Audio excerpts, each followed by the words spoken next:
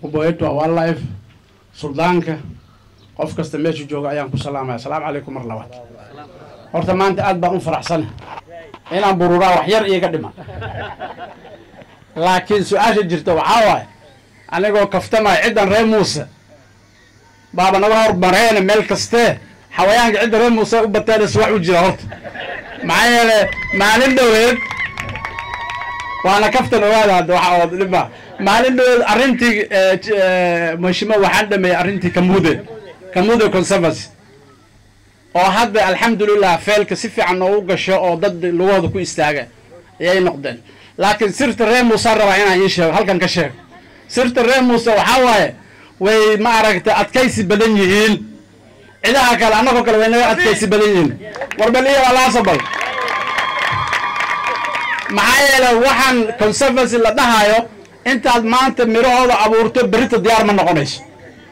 waxaa la rabaa geedi socod waaye maanta intaa la istaagi waxaa la tirini sagaaradaa la tirini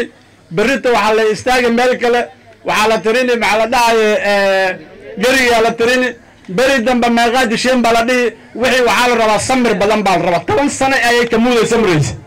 markaa maanta haddaa u malayseen ree dhekabure inaad maaragtay berriba caanaha lisan doontiin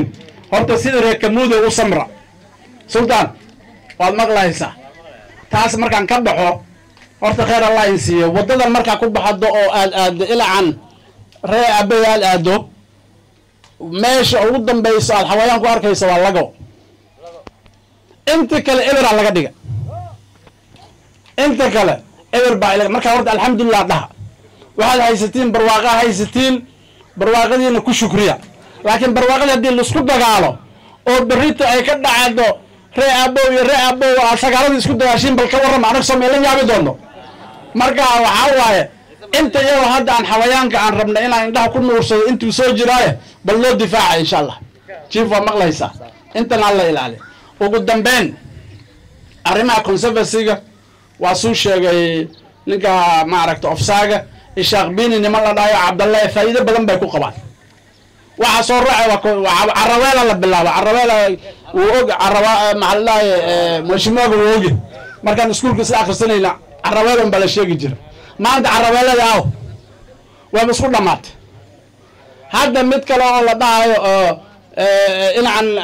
maxay ahayd shanta abaq iyo dhulkaasaa laga bilaabay laakiin waan ogyahay horaanta maxaa la dhahayo way maaragta horaanta maaragta socod xumeeda haddana maxay ku darsatay indhabeel bay ku darsatay waan ogyahay lama samri doono laakiin samirkii ha la sameeyo xawayaanka ha la ilaaliyo geedahana beera geedaha la beero waktiga geedaha la beeranayo hadda la jooga maxaa haddaad geed beeri waysa xawayaanka intuu ku istaagi horta xawayaanka meeluu ku istaagi mala ugu dambeyn jief meeshan maxaad u dhahdeen magaca u bixiseen muxuu waajudan maxay ahayd horta waaju mar horaan kala baxna sooma dadkaas hadda waad aragtaa waxaa la dhahay 3 kilometer ilaa inta ku jeegta ilaa iyo 3 mile